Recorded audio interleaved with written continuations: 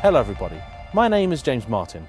Many of you may know me as JayEmm. I am, for better or worse, a YouTuber. For the last 6 months, my girlfriend and I have had to live apart because she's been caring for an elderly relative. I promised her that by the time she came back, I would have had our very nasty old bathroom refurbished. Hey honey, you know how I say I buy new car last? I lied. So what happened? Well, I bought a supercar. My first supercar. My first Lamborghini.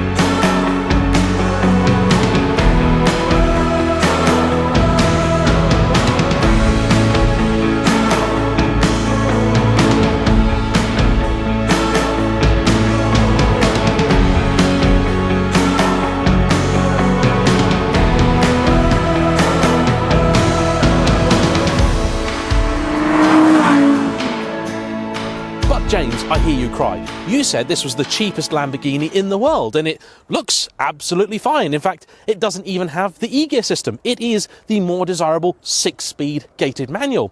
This is a slab of Italian, naturally aspirated V10 supercar perfection. How cheap really was it? Well, I'll tell you. A good one of these would go for about £60,000. This one was 45 grand. In other words, the same as a new Golf R with a couple of options. So why is that then? At the time of filming, this price is equivalent to roughly about $60,000. I checked the mighty Auto Tempest, and there were in fact a couple of Lamborghinis up for a little bit less than that, an old Jalpa and a Urraco, but there was nothing even remotely modern up for this kind of money, and here in Britain, I've never seen a Gallardo sell for less than about £55,000. So what is it that's made this one so incredibly cheap? Is it an insurance write-off? Is it banana-shaped underneath? Happily, no. Does it have moon mileage on it? Also no. Less than my Ferrari, in fact. This only has 65,000 miles. Has it had 1 million owners? No, only about 5. Is it broken? Little bit, but not actually that broken. And as you've seen, it still moves and drives all under its own power. So what then made this car quite so incredibly cheap? Well, strap yourself in and prepare for a tale of woe that you really wouldn't believe. And in fact, I wouldn't believe unless I'd seen the evidence that it had happened. I first bumped into this car about 6 months ago when I was down at AV Engineering. I was having a little bit of quick work done to the 550, and I borrowed Aldous' Ferrari 430 for a few weeks to review it, and that video came out at Christmas time. If you're familiar with the AV name but can't place it, they're the same people that work on Seen Through Glasses 360. Absolutely brilliant guys, Aldous, Ed and the team, and I would trust them with any car that I owned. Now, normally they typically work on Ferrari and Maserati products. One day I saw this parked out the back and I asked what was going on with it. Turns out it had been in for a full engine rebuild because of something that had gone on in the past. I had a quick look at the car and thought, you know what, I've always really liked the first gen Gallardos. They look great in blue, but I noticed in the engine bay a few little patches of red underneath the blue paint.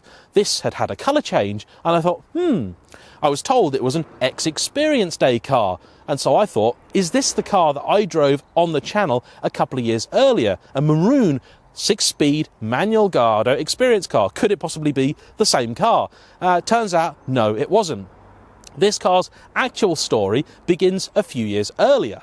This car was part of the 6-gear Experience fleet for the best part of a decade, and many of the miles it covered were done on an airfield or at a closed track. So that means it didn't have an MOT for about 7 years. However, the condition of it seems pretty good. You would never know really that it was an X-Experience Day car. It was sold in 2015 or 2016 to an individual who then overfilled it with oil. You may have seen in some of my other videos that I warn people about the dangers of dry sump engines and how easy it is to overfill them. Well, that's exactly what happened with this car. The individual, though, was not entirely honest with the car because he then sold it to a dealer without disclosing the damage that had happened to the car. Clutch was pretty new. This was a good car with a good history. However, the dealer got it about 15 miles down the road and the low oil warning light came on. He topped it up and it proceeded to burn all of that oil straight away, and he knew something was amiss. Unfortunately, because he bought that car privately, there was really little to nothing that he could do. He took it to an unnamed Italian supercar specialist who then diagnosed bad valve stem seals. They charged £7,000 for that to be sorted, and it wasn't sorted. They said the problem was actually somewhere else in the car, so they charged another £4,000 and still hadn't fixed it. The car was then retrieved, an argument was had, and it went off to another engine building specialist. They took the thing apart, put it back together, but unfortunately when they did, they got the head bolts wrong. They either put the wrong washers in there, or they reused the old head bolts, or a combination of both. Long story short, they cracked the block. In case you're wondering just how expensive such a mistake is on a Lamborghini Gallardo, I can tell you. A new block is about £6,000, and that doesn't include the cost of any of the labour or the extra parts in getting the thing right. Obviously, the people that had broken it weren't trusted to work on it anymore, so it went off to another generic engine building shop. They didn't realise that the car had previously had a rebuild and was already running oversized pistons. The engine they put together, I'm told, lasted about half an hour. At that point, entirely frustrated, the dealer who'd got it decided to take it to an old friend of his, AV, who normally doesn't work on this sort of thing, but had taken pity on him and said that he would fix the car once and for all. Aldous rebuilt the engine. Fortunately, the crank and conrods could be salvaged, however the pistons were toast. They were upgraded and replaced with CP Carrillo lightweight forged items from America, but all told, the cost of the rebuild on this by AV, even at mates rates, was about £23,000, which left the dealer in a bit of a pickle, because by this stage, this car owed him 108 grand. And it's not worth anywhere near that. In fact, like I said earlier, about £60,000 is probably what you get for one of these with a decent history.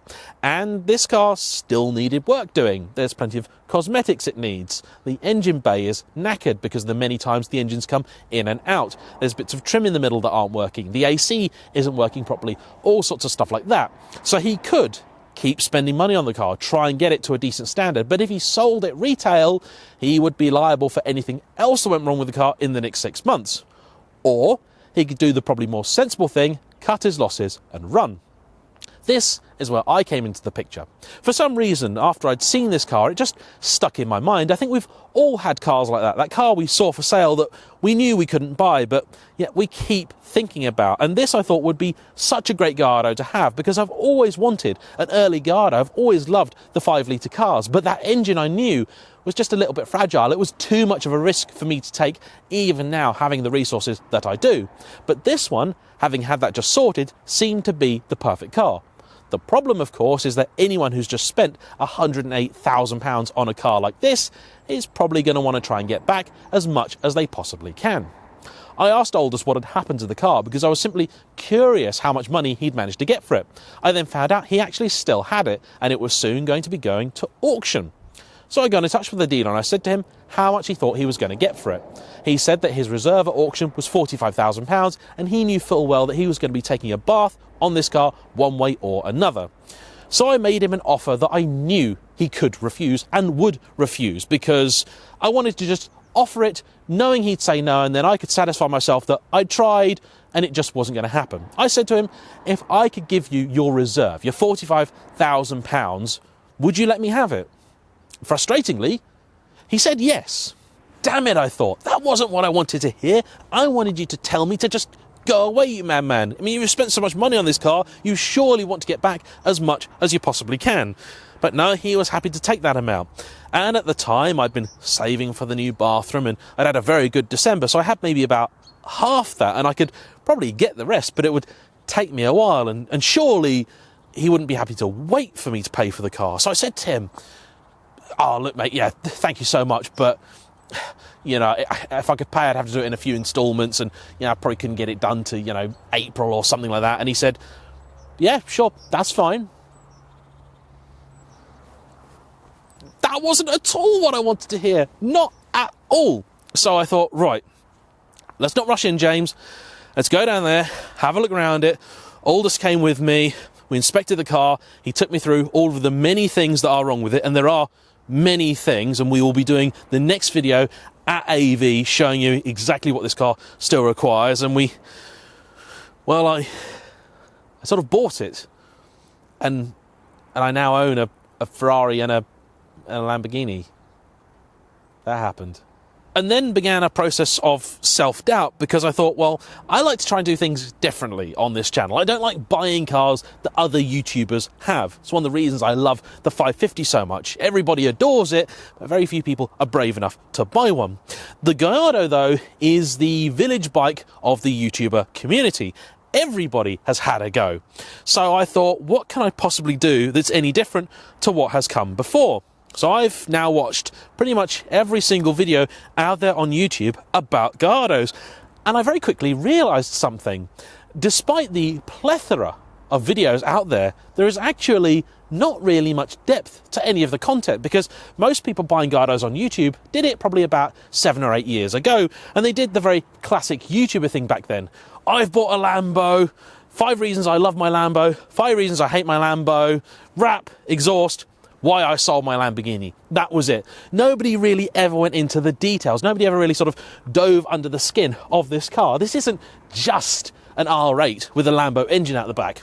Broadly speaking, that is what it is, but there are plenty of things that make this car, the early Gallardo in particular, stand out. And the world and his wife would tell you that an early Gallardo is a car to avoid. In fact, I'm pretty sure the dealer I bought it from would wholeheartedly agree with you. But my aim with this car is to see whether I can really, truly enjoy supercar ownership. And this is a supercar. The Ferrari is not. The Ferrari is a GT car. This is a supercar on a reasonable budget. Obviously, if things go really badly wrong, this is extremely expensive. But I'm hoping this is going to be the car where karma pays me back. I've had many vehicles in the past that I have lavished thousands and thousands of pounds on and had nothing but trouble, only to sell them and find out that the next owner had no trouble whatsoever. So I'm hoping this is now going to be the reverse, that somebody else has had the majority of the problems and I now know exactly what I'm letting myself in for. Whether that's going to be true or not, I don't know. Honestly, I can't really still quite believe this has happened. I haven't even got over the Ferrari. I haven't even got over that yet. I mean, I'm still paying for it and will be paying for it for quite a few years. This was unexpected, but it seemed like an opportunity I simply couldn't pass up. And here's the absolutely bonkers, bananas thing. I look at my driveway and I'm just blown away. I was tearful last night when I brought this car home for the first time ever. I just didn't comprehend. I couldn't get over it. But the fact is that actually, what I spent on the Ferrari was roughly the equivalent of a Porsche Boxster with a few options. In fact, the Boxster GTS that I drove not too long ago was more money than I paid for the Ferrari. This, like I said, is the same price as a Golf R. And if I had a YouTube channel where I had a Boxster and a Golf, I don't think anyone would really pay any attention. If I had a driver with a Boxster and a Golf on it, nobody would care. The school kids certainly wouldn't give it a look in. But for that money, I have a Ferrari and a Lambo. How long we're going to be allowed to have cars like this, I do not know. But I am absolutely intent. I am dead set on enjoying both of them for as long as I possibly can. This is not being just tarted up, wrapped, and then raffled off. That's not what is happening with this car. I'm going to keep it as long as I can. I'm going to enjoy it as much as I can. And I want to thank each and every one of you, because without your help, without the help of people like Laurie, who's currently sat behind the camera, more or less frozen solid, this just couldn't have happened. So this is going to be hopefully another long-lived car on the channel. Going to be doing a lot with it. And if there's anything in particular you'd like to know about Lamborghini ownership, please pop into the comments and let me know, and I'll try and feature it in a future video. But for now, all I have to say is thank you. Bye-bye. Is there a lady parked up behind me?